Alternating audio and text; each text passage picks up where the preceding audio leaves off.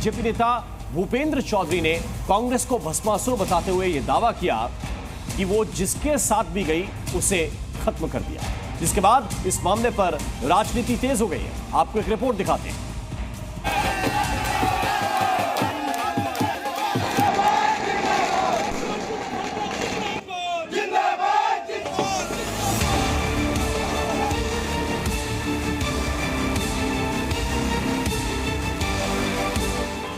राजनीति के दंगल में कब किसे जीत मिले और कब कौन मात खा जाए कोई नहीं जानता। बड़े बड़े दावे हवा हो जाते हैं और हारने वाले भी जीत के सिंहासन पर चढ़ जाते हैं। लोकसभा चुनाव में आए नतीजे भी कुछ इसी बात की तरफ इशारा करते दिखे। जहां इंडिया गठबंधन को मिली भारी जीत से उनके हौसले इस कदर बढ़ गए कि अब उन्होंने केंद्र सरकार के गिरने की भविष्यवाणी भी कर दी। इसके पीछे एक और वजह यह भी है कि लोकसभा के बाद 7 राज्यों की 13 सीटों पर हुए विधानसभा चुनाव में भी इंडिया गठबंधन ने बाजी मार ली। इन 13 सीटों पर इंडिया गठबंधन को 10 सीटों पर जीत मिली, जबकि एनडीए के खाते में सिर्फ 2 सीटें ही आई। वहीं 1 सीट निर्दलीय के खाते में। बीजेपी को इस चुनाव में पश्चिम बंगाल, हिमाचल प्रदेश और उत्तराखंड में जोरदार झटका लगा, जिसके बाद से इंडिया गठबंधन का सियासी हमला और तेज है। समाजवादी पार्टी के अध्यक्ष अखिलेश यादव ने सोशल मीडिया में एक पोस्ट के जरिए बीजेपी को घेरते हुए मतदाताओं की तारीफ की। अखिलेश ने लिखा, उपचुनाव में इंडिया अलायंस की शानदार जीत देश के नए नजरिए और नए जन जागरण की जीत है। युवाओं, महिलाओं, किसानों, मजदूरों, कारोबारियों और महंगाई पर पेपर लीक से त्रस्त परिवार वालों ने बीजेपी को बुरी तरह नकार दिया है। एक बार फिर से समझदार मतदाताओं को बधाई। विपक्ष जहां अपने सियासी तीरों से बीजेपी पर हमला करने में जुटा रहा, तो वहीं दूसरी तरफ यूपी के लखनऊ में बीजेपी की कार्यसमिति की बैठक हुई। इस बैठक में पार्टी अध्यक्ष जेपी नड्डा, सीएम योगी आदित्यनाथ, दोनों डिप्टी सीएम और प्रदेश भर के सांसद, विधायक और पार्टी के कई बड़े नेता मौजूद रहे। कांग्रेस पार्टी आज परजीवी पार्टी हो गई है।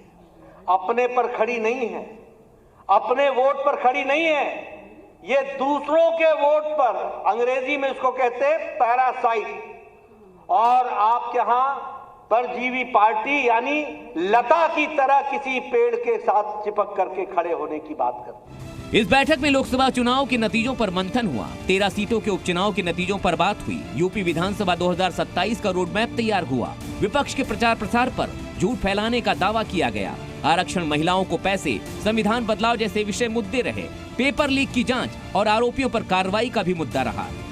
बीजेपी नेताओं ने इस दौरान समाजवादी पार्टी और कांग्रेस को भी जमकर घेरा। बीजेपी नेता भूपेंद्र चौधरी ने आरोप लगाया कि कांग्रेस भस्मासुर है और जल्द ही अखिलेश यादव को निपटाने का काम करेगी। अखिलेश यादव जी, मैं आपको सावधान कर रहा हूं कि कांग्रेस भस्मासुर है और बहुत ही जल्दी आपको ठिकाने लगाने का काम करेगी। कांग्रेस की नजर में आपके मुस्लिम वोट पर है। कांग्रेस की सोच और उनकी कार्यशैली लोकतंत्र की कोई गुंजाइश नहीं है। बीजेपी के आरोपों पर समाजवादी पार्टी ने पलटवार करते हुए नसीहत दी। बीजेपी उनकी फिक्र करने के बजाय अपने आप को देखे। तो अपनी चिंता छोड़ के समाजवादी पार्टी की चिंता करना भूपेंद्र चौधरी जी और भारतीय जनता पार्टी को छोड़ देना चाहिए।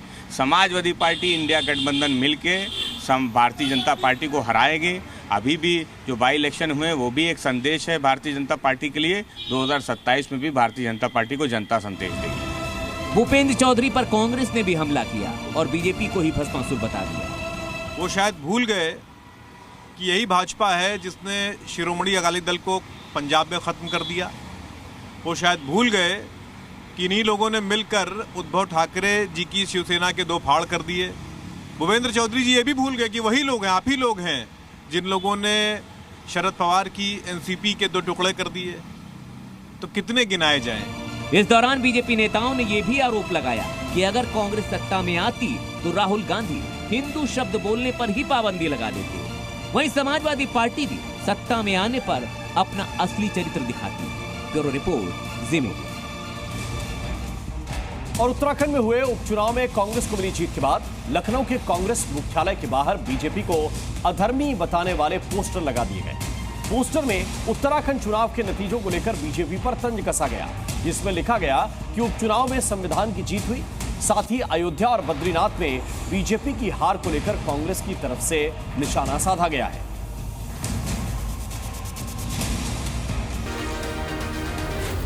जी न्यूज।